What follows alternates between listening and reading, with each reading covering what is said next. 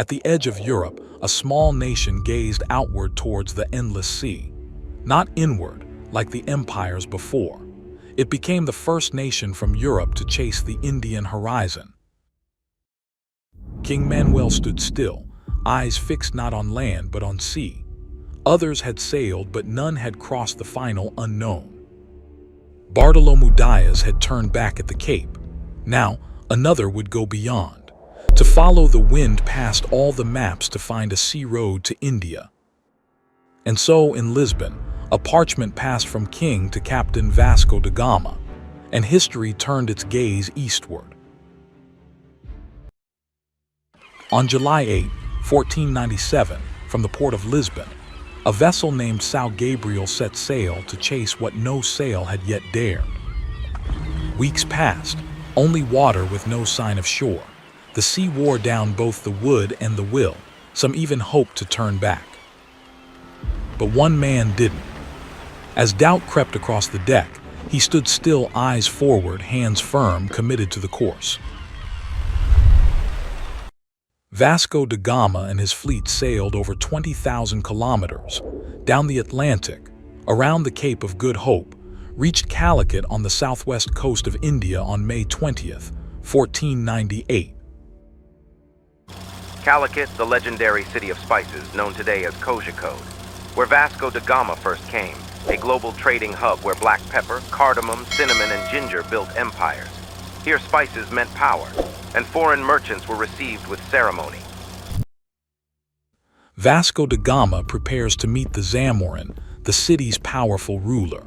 He walks forward, not just as a navigator, but as a messenger from a distant kingdom. The court watches. Every step forward carries the weight of a new empire's ambition, watched closely by curious and cautious eyes. He came from the edge of the world, bearing gifts, cloth, coral, and oil. But the court of Calicut did not bow. Other foreign merchants even called him a pirate. And when he requested to leave behind a trade agent, he was asked to pay in gold or leave with nothing. He arrived as a merchant, but the sting of humiliation turned purpose into vengeance. What diplomacy denied, he took by force. Merchants seized, villagers uprooted. This was no longer commerce, it was a conquest. Above it all, the moon watched in silence.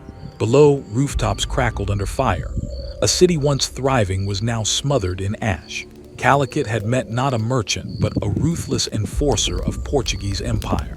Smoke rose to the skies, thick with the stench of conquest. The sea, once a route of trade, now carried the drums of dominion.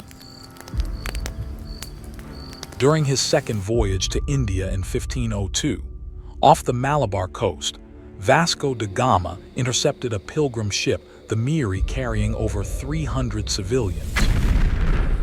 He ordered it set ablaze, with everyone still aboard. The ocean became a grave, but not for warriors in battle, instead, for innocent civilians. Vasco da Gama set out to chart a path to India. What began as a voyage of discovery ended in fire and fear, a name remembered for more than maps. The king had asked for a passage to India. Vasco da Gama found it, but at a price few would dare to speak of.